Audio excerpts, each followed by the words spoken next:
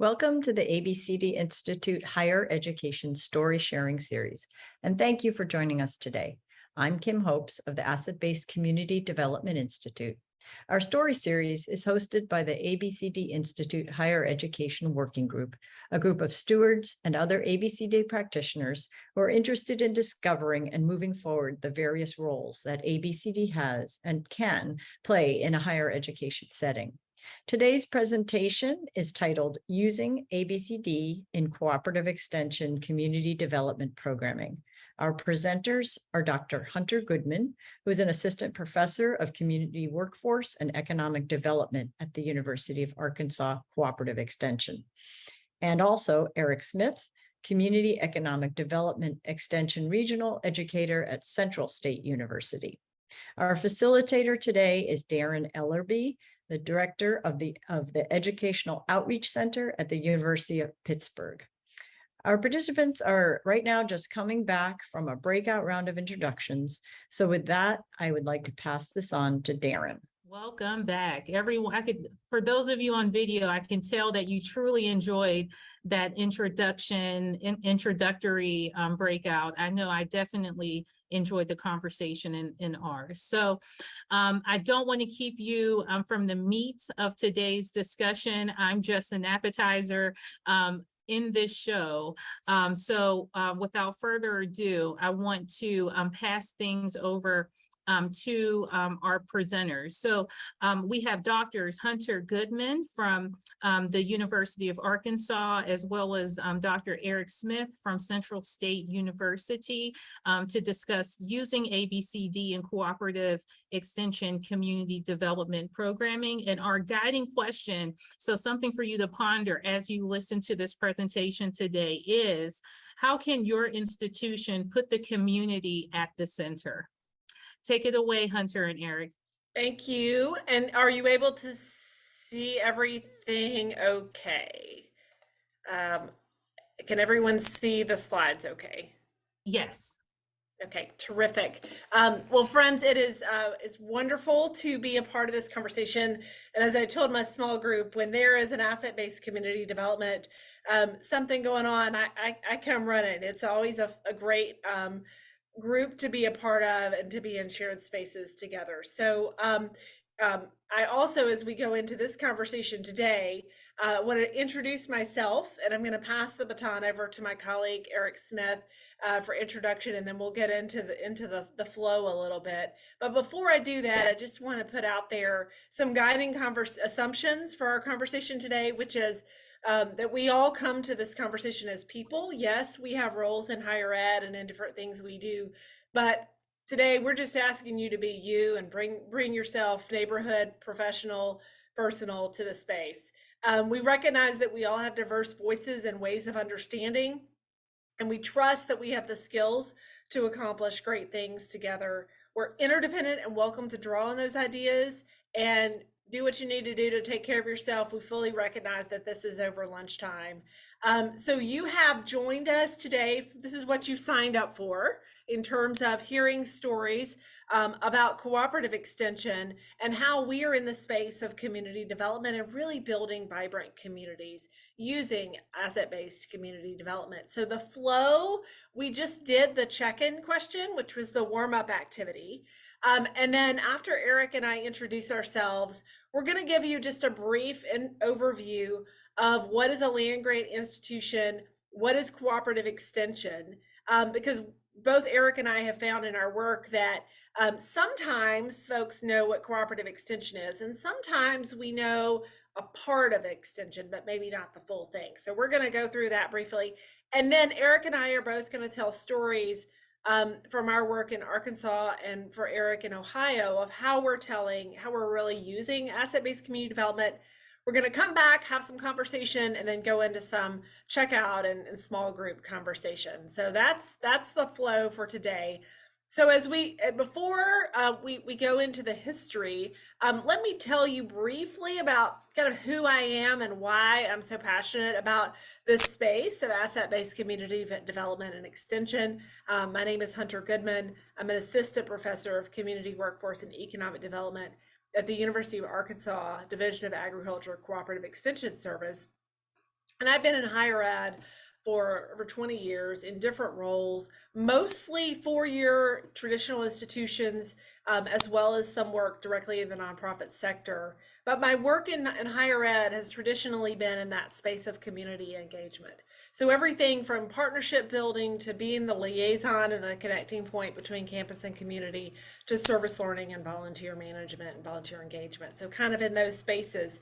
But I got a great gift a year ago with the opportunity to come to Cooperative Extension, which did not fully dawn on me at the time, but it was the perfect blend of what I had always been doing in higher ed and doing it in a very, very place-based, community-centric way. I've started this position in August of last year, and I'm really working deeply across our state in the rural parts of our state. We have urban centers, but we also have a lot of rural spaces in Arkansas around the question of how do we really build human capacity? How do we build the ability for people to be change makers and progress makers in their local spaces, particularly in a rural context?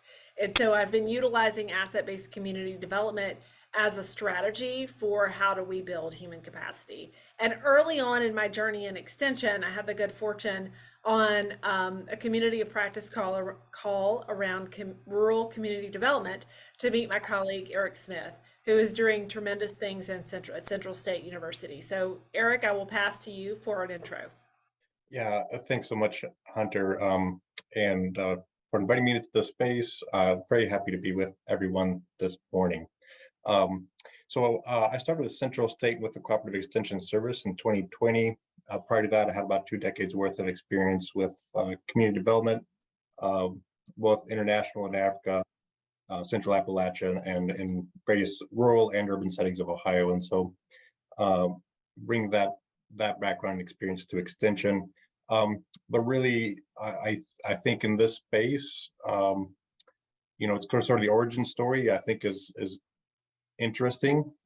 So my grandfather was an Extension agent. He was an agronomist, but he chose to do that internationally in Africa and Congo. And then my parents followed his footsteps, or my grandmother's. So I grew up overseas, and he had started one of the first demonstration farms in Congo, my grandfather. So this is in my bones to be that bridge between knowledge and information and resources and communities. And through that entire journey, as I've lived into this space, it's always been that asset-based, relationally driven approach and that's what ABCD is in my bones in this work. So it's a pleasure to be here and talk about two of my passions, Extension and ABCD. Terrific. Thank you, Eric. So if our passion for this exudes, it's because it's real, and we're both so excited about the fact that we can talk about two things that we love so much. So I'm going to give you a quick, Eric and I are going to quickly walk you through the history of land-grant institutions and cooperative extension. So since we're talking to many people in higher ed, you may already know this, and if you do, terrific.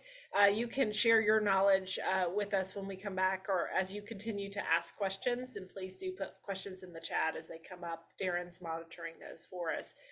So in 1862, the Morrill Land Grant College Act was passed, which created colleges to really benefit agricultural and the mechanical arts. So in other words, there was really an act through our country to create institutions of higher education specifically for the benefit of agricultural and mechanical arts. And this created 30,000 acres of Western land to be distributed by each senator, representative, and then funded the construction of agricultural and mechanical schools. So you may, in your state, in Arkansas, the University of Arkansas is the land grant institution. In other states, often it's the state, Iowa State, or et cetera. It really depends on the institution historically that has an agricultural basis to it. So Eric, I'll pass to you, and I feel like I'm missing something, so I may jump in here when it comes back around to me, but I'll pass to you. Wonderful, and you can advance the slide. So you're going to hear, when you tell the story of Extension, it's really, there's 4 main dates. We're going to throw these at you really in rapid fire, but 1862 Morrill Act, the first Morrill Act, established the land grant system, called land grant because it was funded through a grant of land from the federal government. But the second Morrill Act then in 1990 recognized the fact, of course, at this point, the union is back together. And so the second Morrill Act was meant to extend the land grant system to all of the US, every state. But in particular, you had to demonstrate that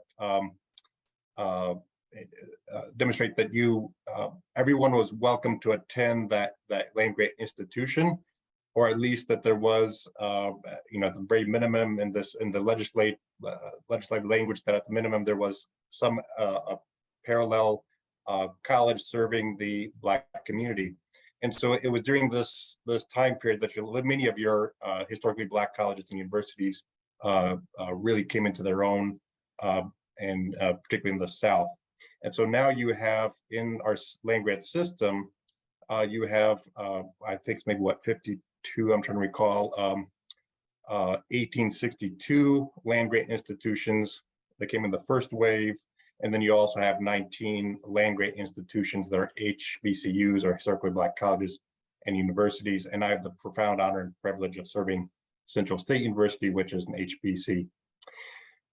So that came about in 1890. And I shared this picture, if we could go back for one more second. I shared the picture here of an early 1890 innovation. So Tuskegee University comes into the land grant system, and one of the early innovations was they didn't want just to have the information. They didn't want people just coming to get training and education at these new technical colleges, but in fact they wanted to extend that out into the communities.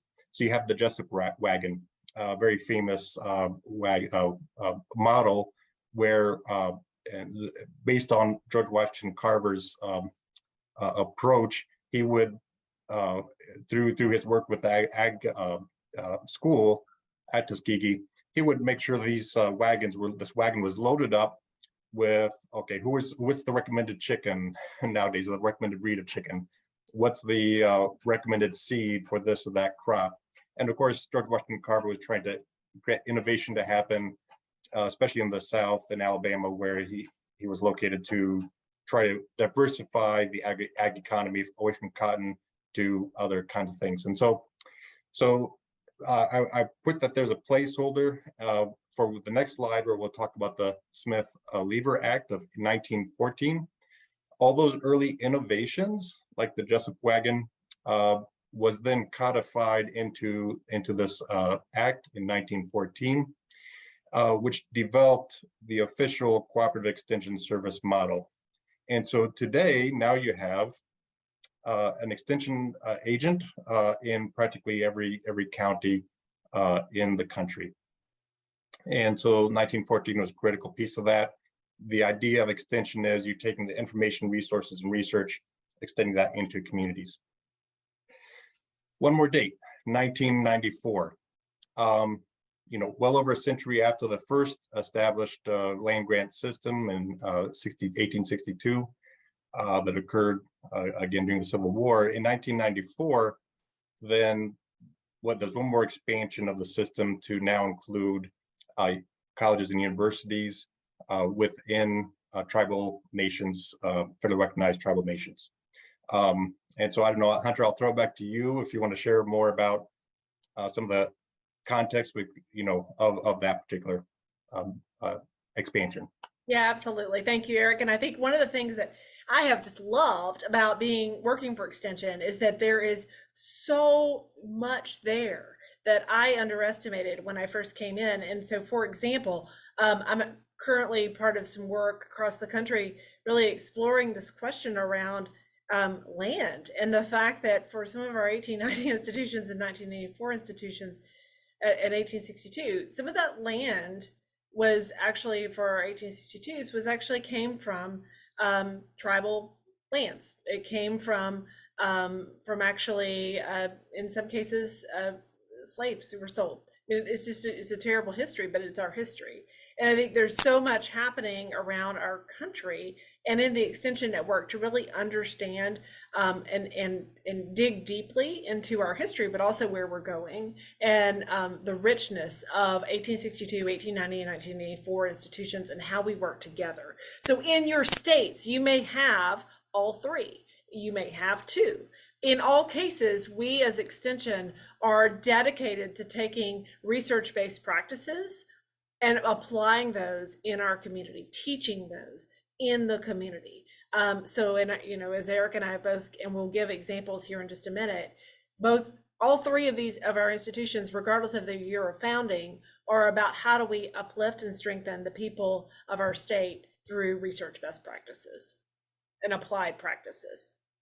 Not just in agriculture, but you'll hear Eric and I talk a little bit. You have agriculture, you have what's called family and consumer sciences, which at one point was home ec and became family and consumer sciences over time around health and wellness and financial prosperity. You have community economic development, and you also have 4-H youth development that are present in our land grant institutions and within Extension.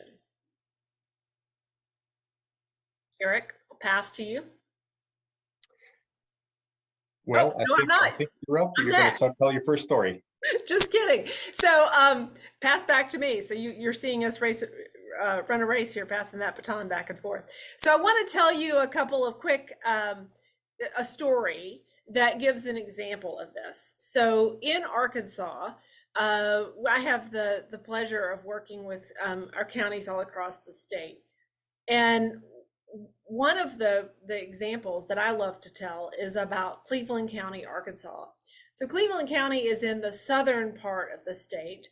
Rison and Kingsland are two areas in the county, which is actually the birthplace of Johnny Cash, which Kingsland is very proud of. And Rison, Arkansas is the county seat.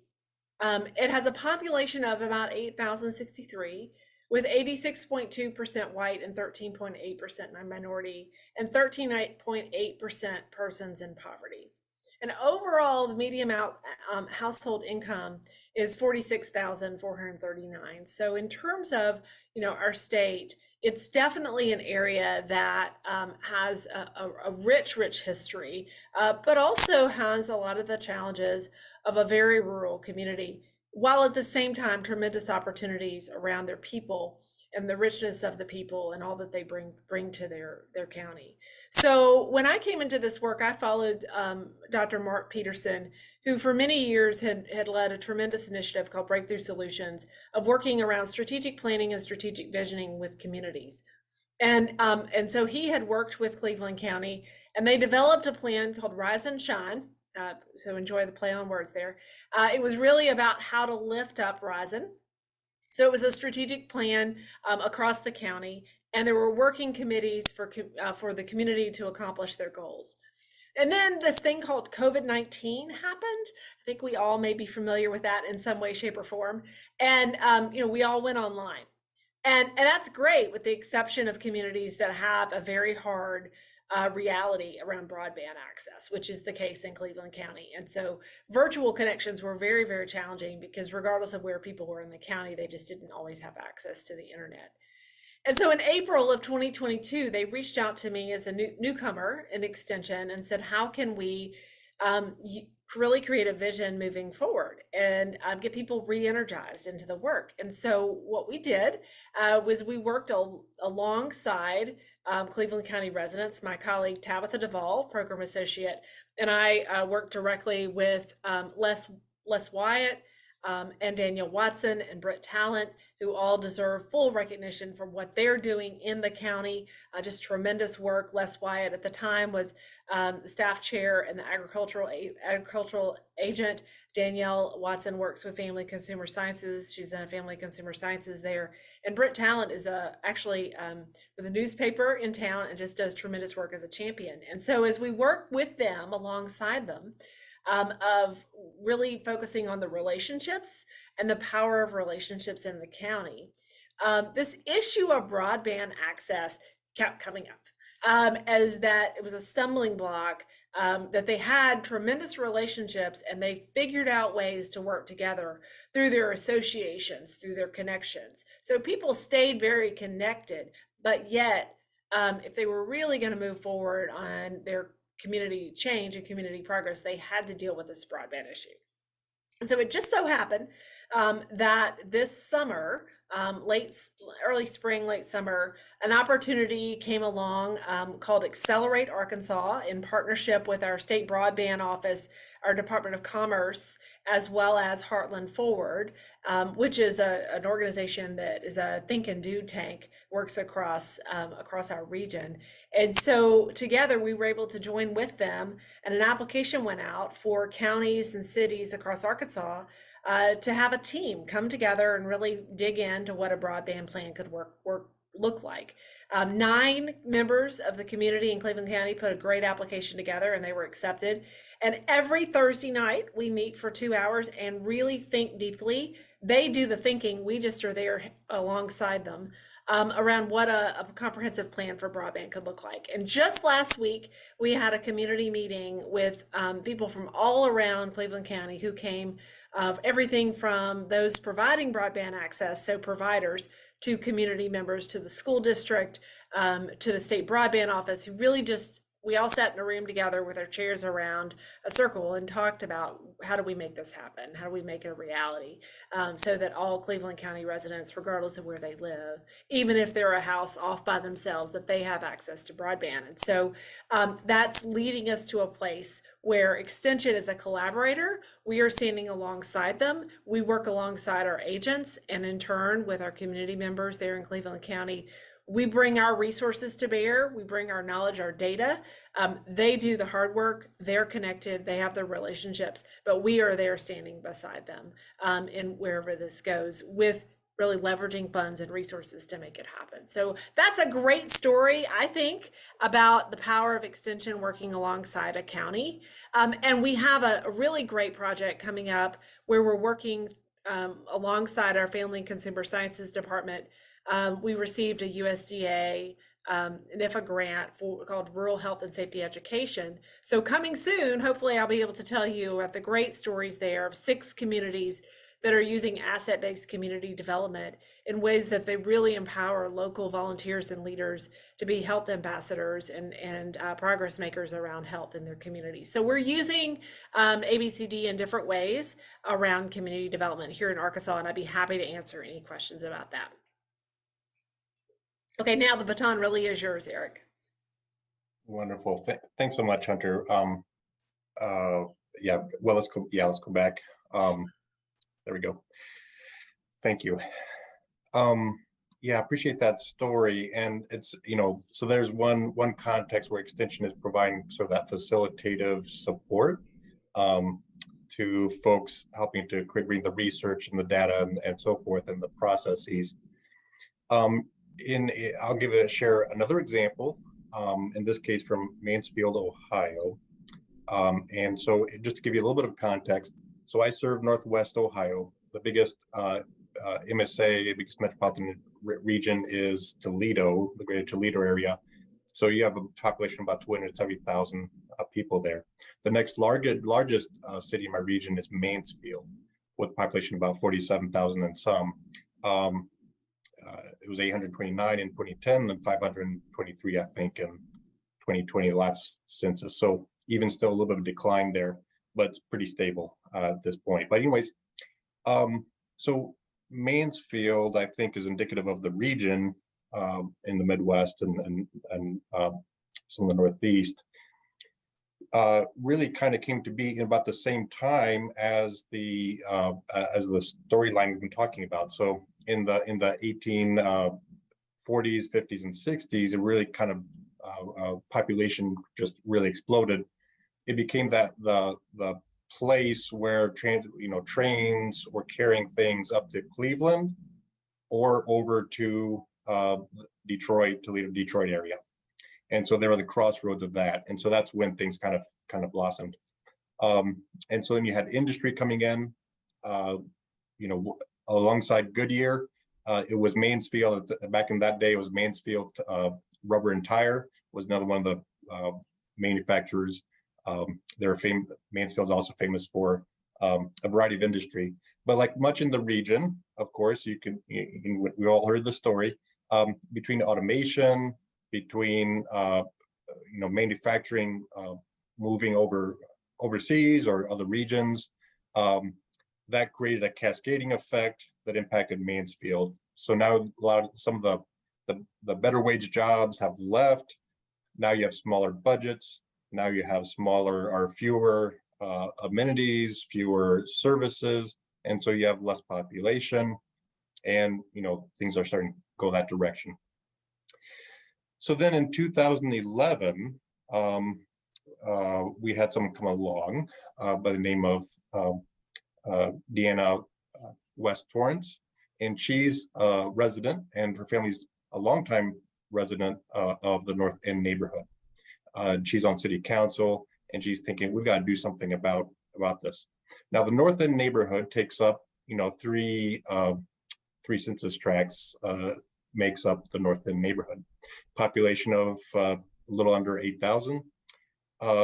So, about 16% of the total population of Mansfield is in this neighborhood of, 58% white, 35% Black, and, 5% other.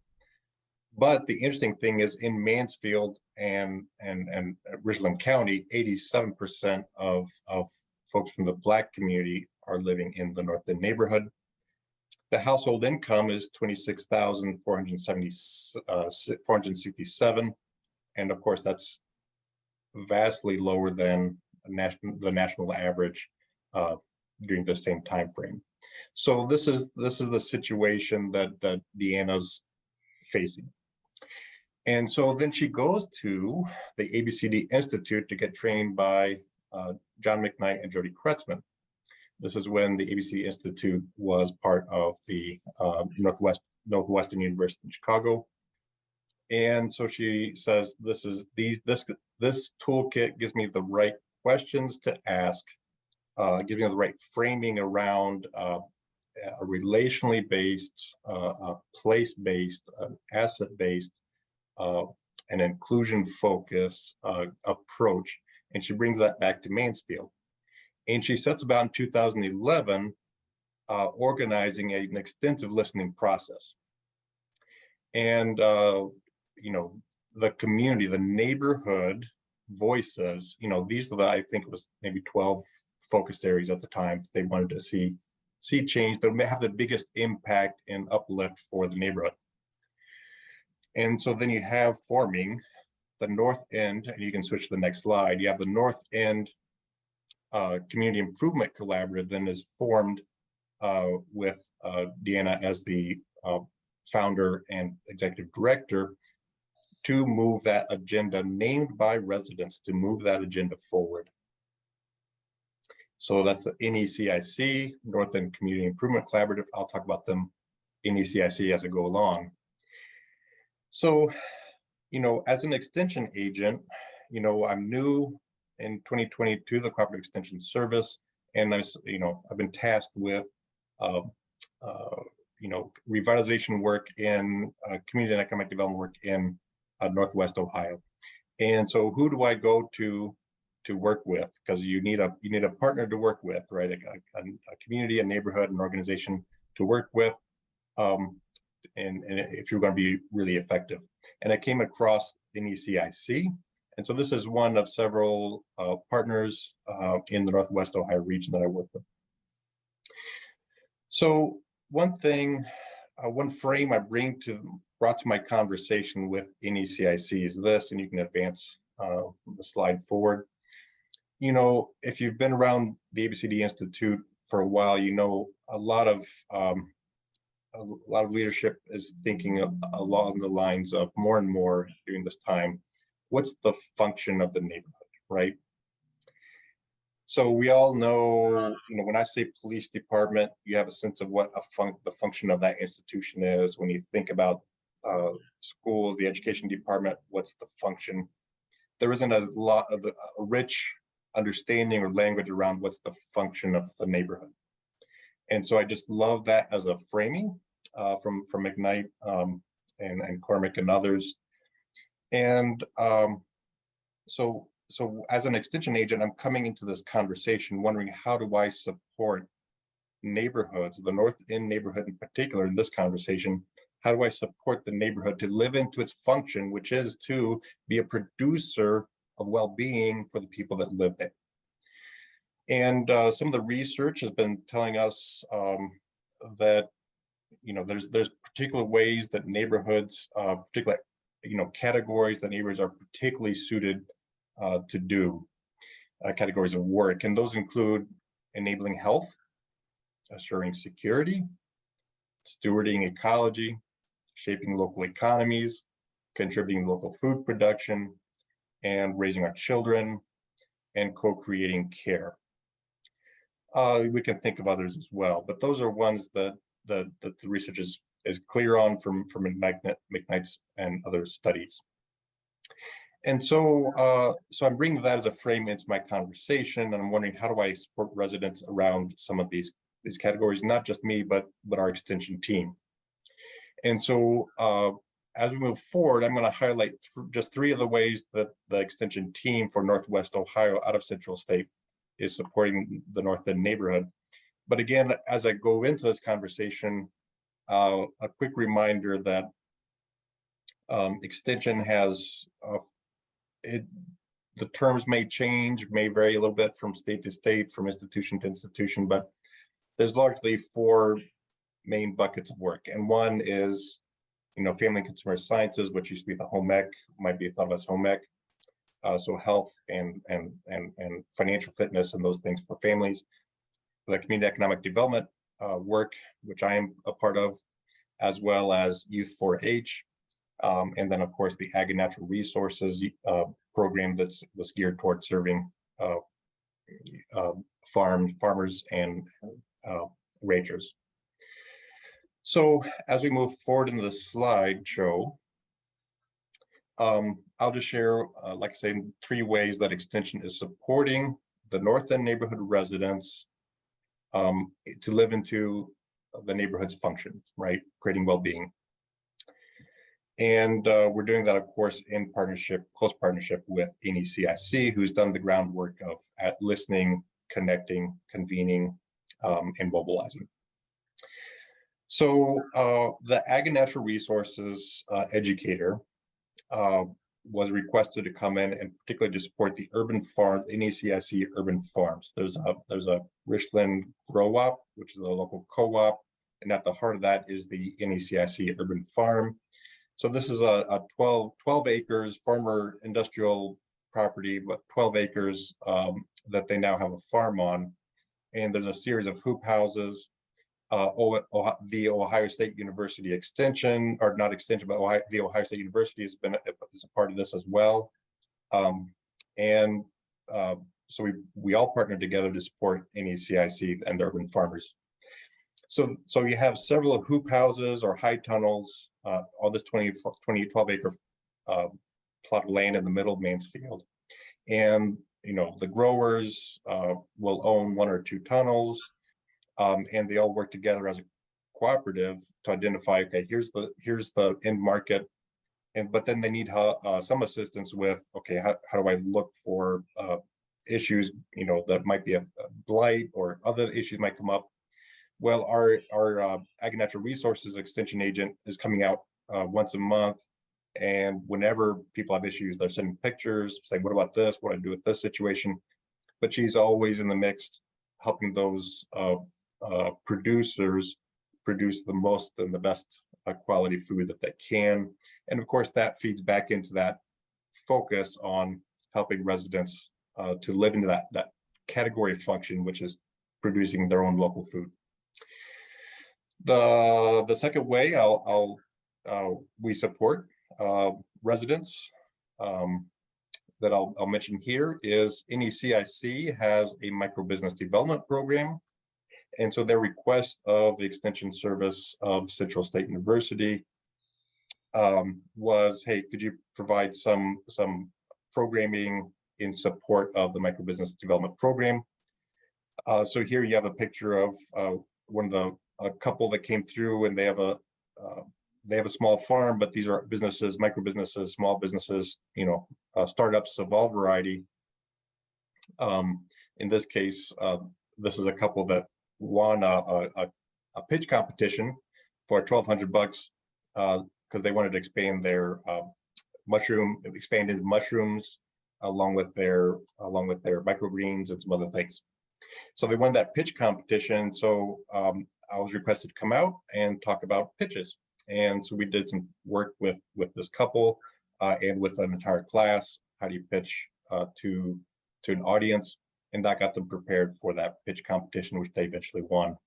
But that's another way is we're providing small business expertise and bring that with us into supporting the neighborhood as it revitalizes its economy from the inside out, from the bottom up. And then lastly, I'll mention just one more way we're supporting the work of NECIC and helping the neighborhood live into its function of providing good health, or it's enabling good health in the neighborhood.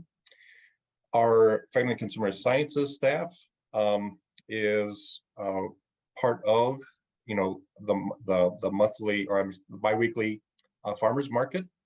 And, the request we got is not everybody knows how to use the food that's being grown by our urban farmers. And so they'll do cooking demonstrations. They even have one of those, I don't know if you've seen those smoothie bikes. So you ride, she'll have the youth that are around, they'll ride the bike and they'll make a smoothie out of it.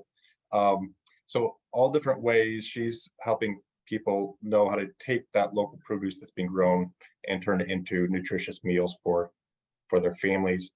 And again, enabling good health for the neighborhood. So that's just 3 examples of how we're supporting, and in this case, a partner who is ABCD rooted and trained and oriented. And so we're really just partnering up, coming along to partner in the ways that the residents say is important. So with that, just to go to the next slide, provide a little bit of, well, I guess first, I just like this quote. I've used this since my work overseas, but so Lao Tzu, who was probably an older contemporary of Confucius, and so he, this is just speaks to my sort of my philosophy. But when he's instructing some of his people, kind of the founder of Taoism, but he was talking about, hey, go to the people, live with them, learn from them, love them, start with what they know, build with what they have. But with the best leaders, when the work is done, the task accomplished, the people will say, we have done this ourselves. And I think that speaks to, in my mind, what Extension is when it's at its best, and what us as extended agents and educators are when we're at our best.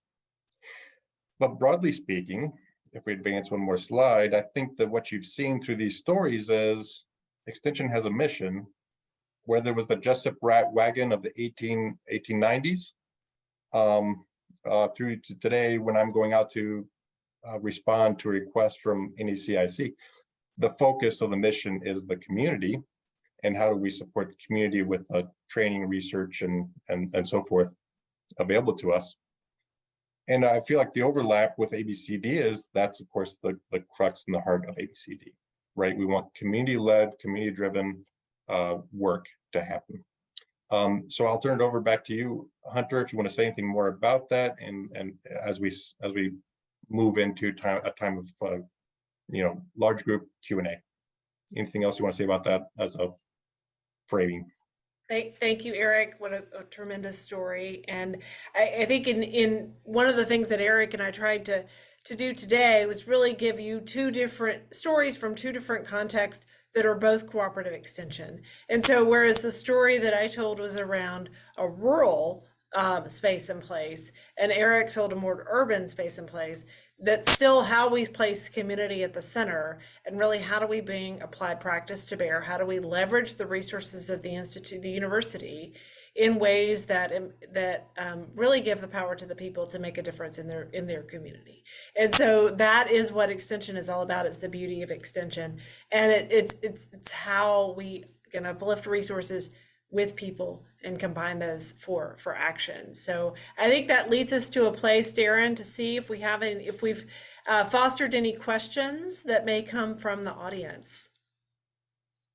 Okay, so thank you so much, Hunter and Eric. This was wonderful.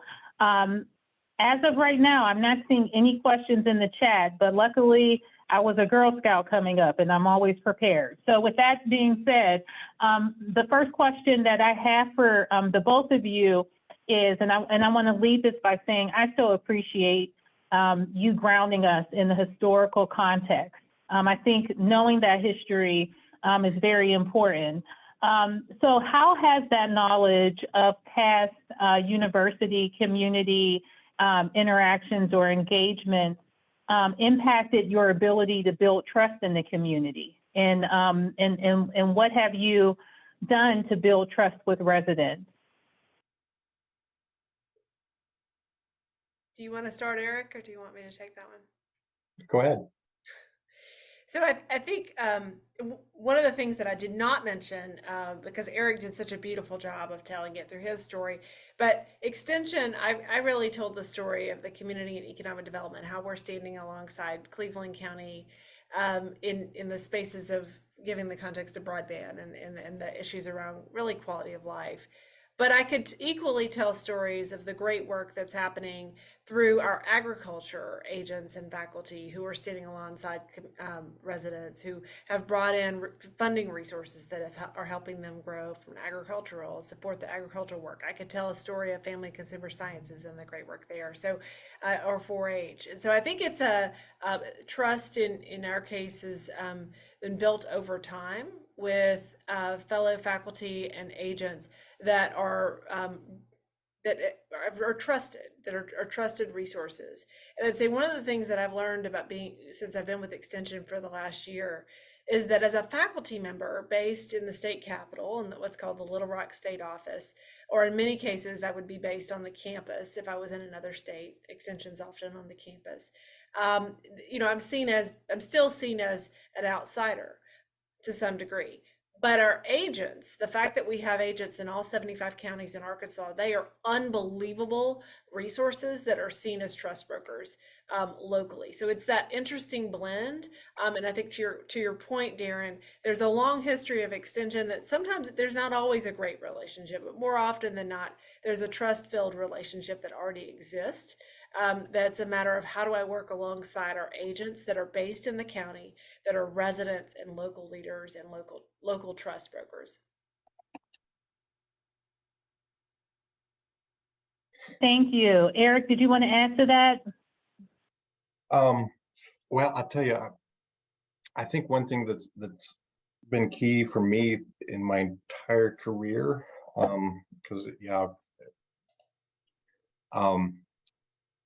so, and this is the heart of ABCD, I think, in many ways, right? So the initial impulse, the ongoing stance is listen first, right? It's to learn, it's observe, lift up. So I guess that in my experience, that's the quickest way to build trust is to share,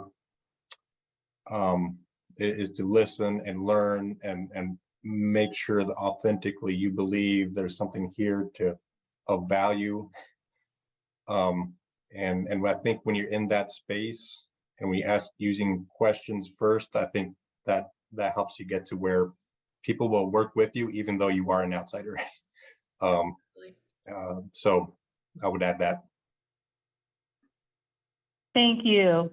Now, the questions are starting to flood into the chat, guys. I'm excited. There's a question from Harold, and Harold's question is, are community members of the broadband access team paid or otherwise compensated for their time and expertise? Hunter, I believe that's for you.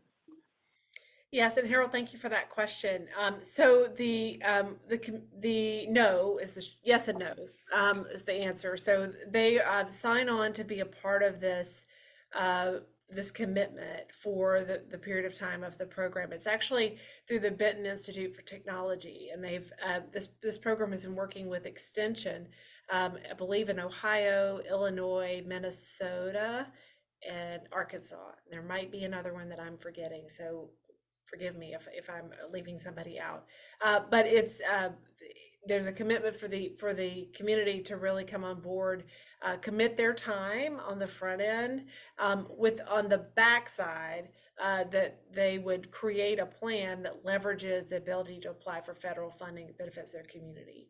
But they're not compensated in terms of their commitment of time. So this 2 hour a week for the entirety of this period of time, it's a lot. It's a lot to ask, especially of our rural community. So we've worked through that, of kind of exactly what that looks like. I think in the case, this wasn't your question, Harold, but I think in the case of Cleveland County, they already had a team that was assembled that was working on this issue. And so for them, it's really has brought a resource to bear of giving them additional outside information to build on what they already had. So it was sort of looking, that's one of the reasons we recommended them for the program, is that understanding the relationships and the associations, we were already aware that they had this connecting point around broadband.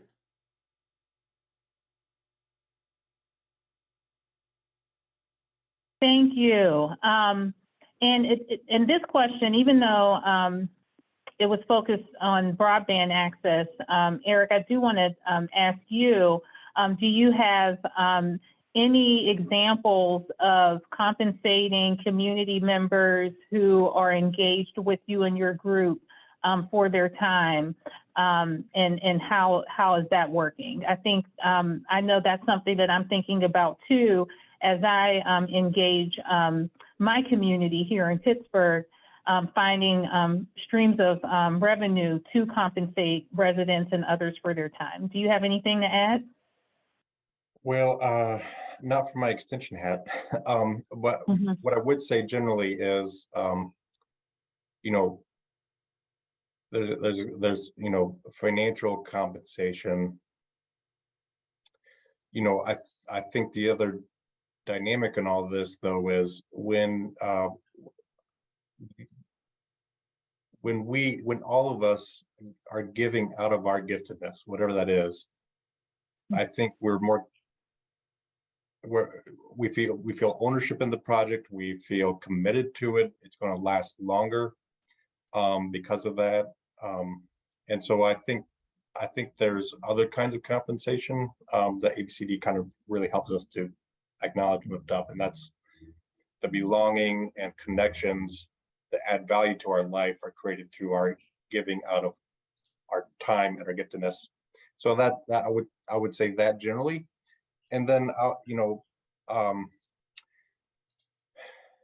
the hard part with the funding piece is I think a lot of times you can find funding once the community finds focus.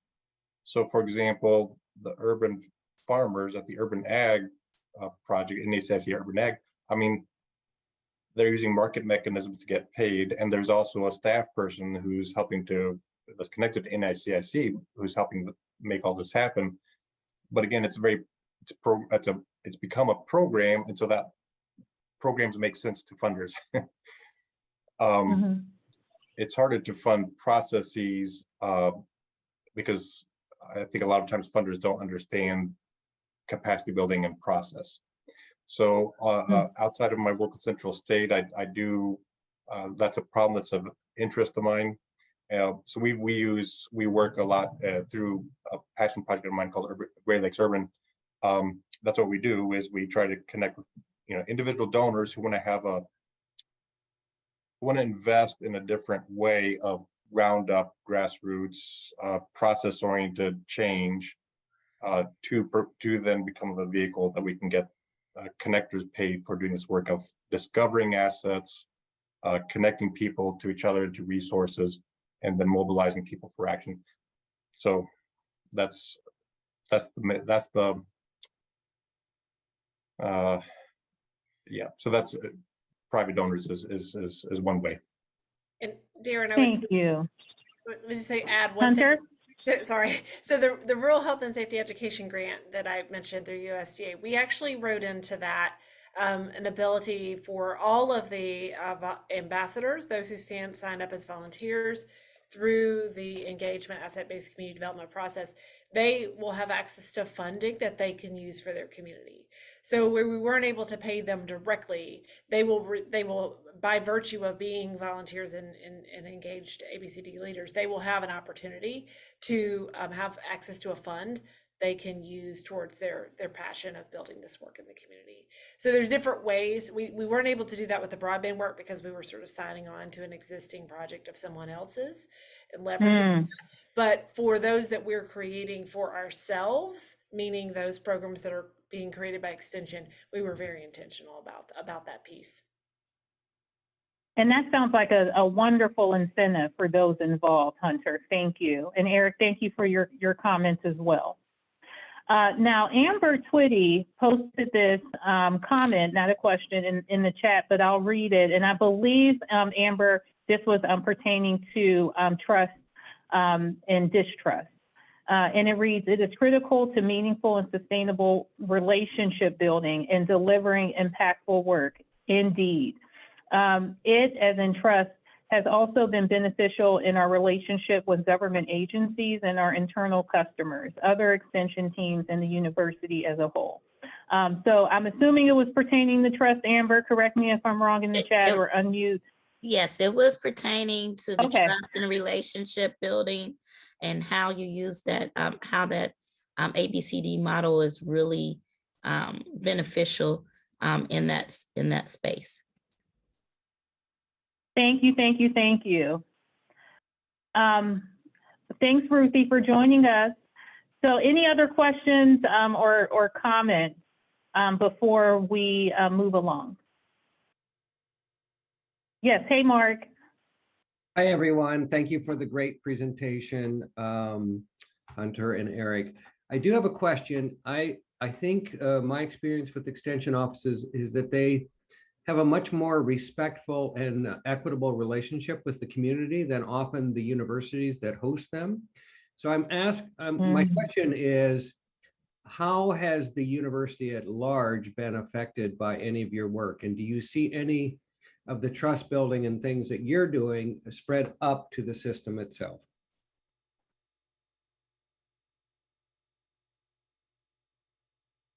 You want that one, or shall I go first, Eric? I'm happy to go, and then I'll pass to you on that. So I think one of the reasons that we started this presentation with the history of extension was to give you the context around the difference, because I think sometimes it's not always clear, even internally within the state, of what is. I get the question a lot of, so are you with Fayetteville, or what exactly? What's the connection? What does that look like?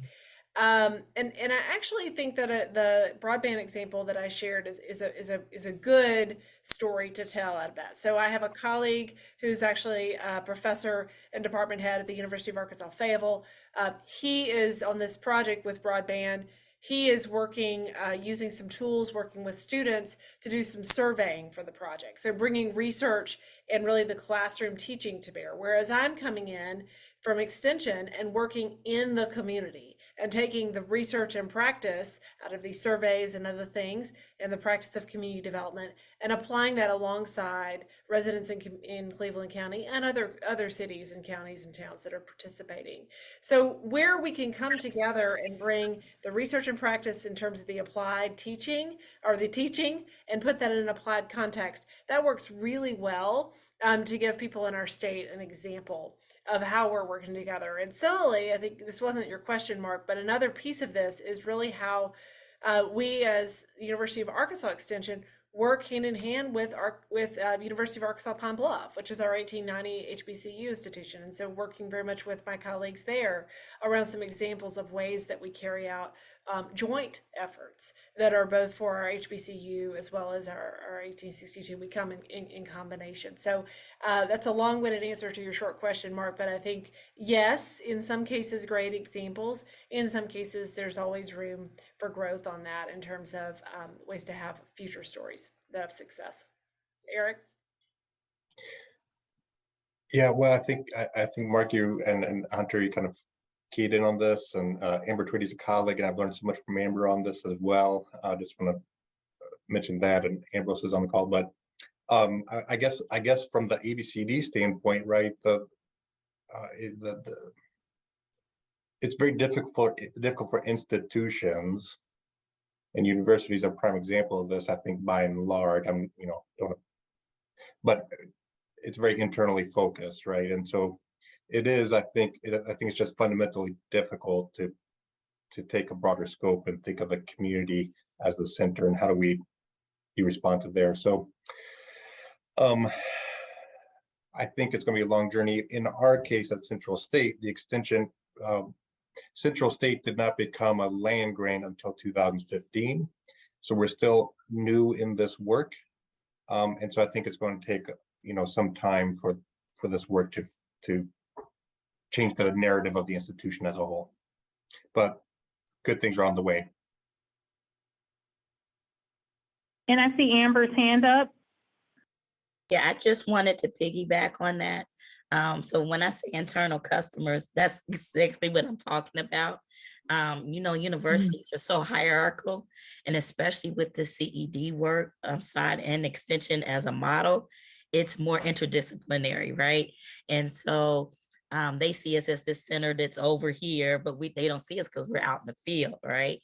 So we have to come up with ways to collaborate on different projects. Our team, we introduce ourselves.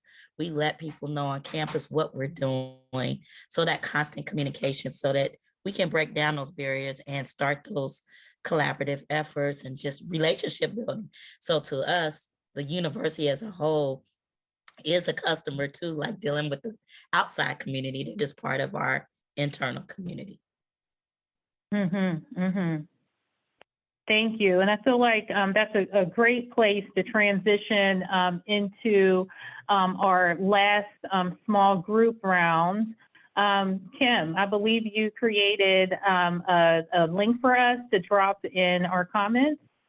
Yeah, so I have a Google Slides. I just put it in the chat, the link to the Google Slides. So starting on, I believe, page 4, there's a space, there are sticky notes where you can put some notes about your small group discussions. There's a page for each room. Don't worry if they're messy, you just click in the little sticky note and start typing. So you might want to assign one person from your room to take some notes if that is desirable. But we're going to break into another round of small groups. I know some people have to leave, so I want to make sure. Okay, we'll have again about 3 people in each group. I'll also post, you'll see the questions on the Google Slides, and I will also broadcast them.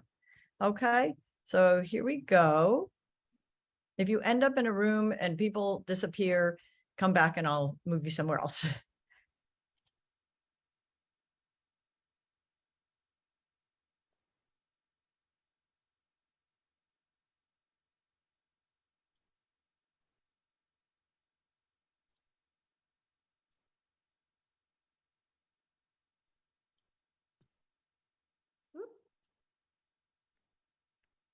Hi, Kim, do you want me to go to our room?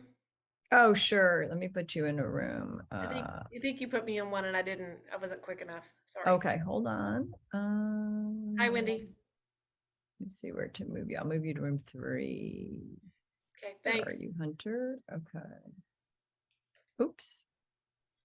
I think does it say join on yours? It doesn't. Oh, let me try again. Because you're saying oh, there we go. Move to, okay. Got it. Great, thanks. Okay. Kevin, oh, good. Kevin, do you want to go to a room?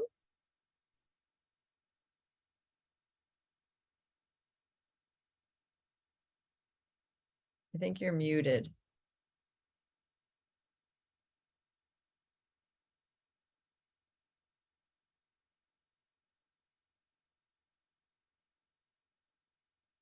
Oops.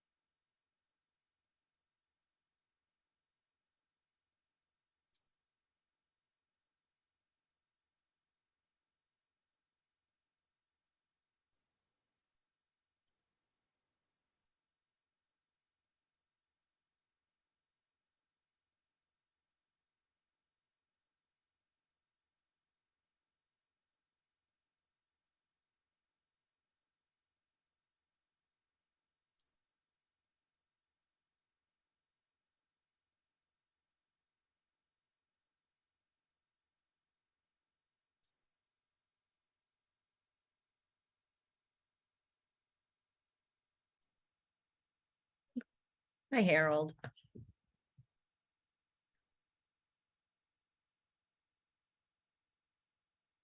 The feedback received. Oh.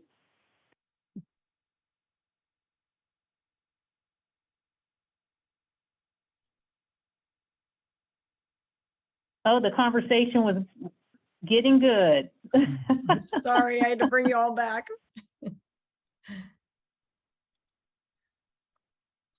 All right, so we're all back in the room.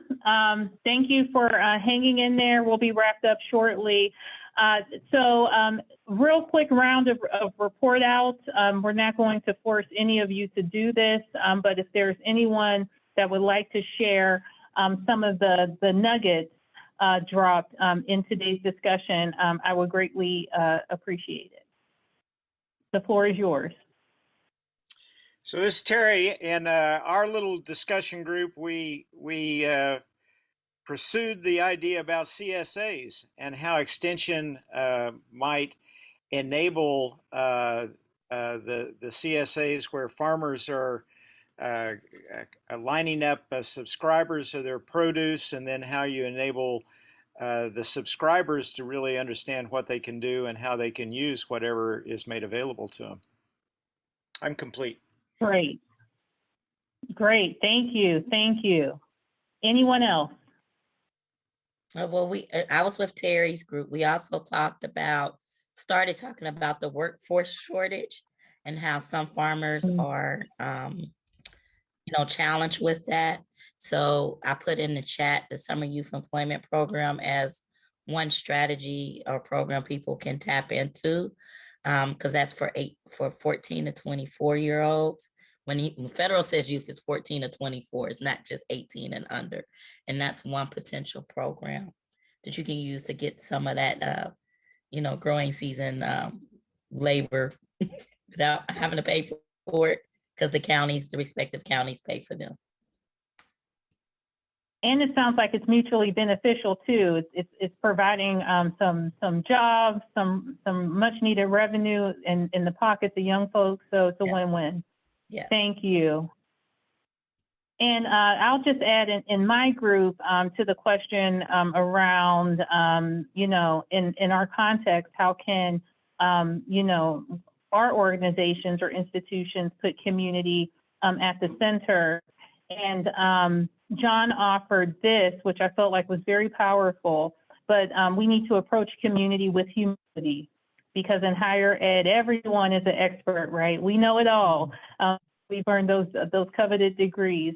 But in doing this work to put community at the center, we just have to recognize that there are multiple ways of learning and really stand firm to that. So thank you, everyone. This was a wonderful day, a wonderful presentation. Hunter, Eric, do you have any last thoughts before I pass things back to Kim? Any closing reflections?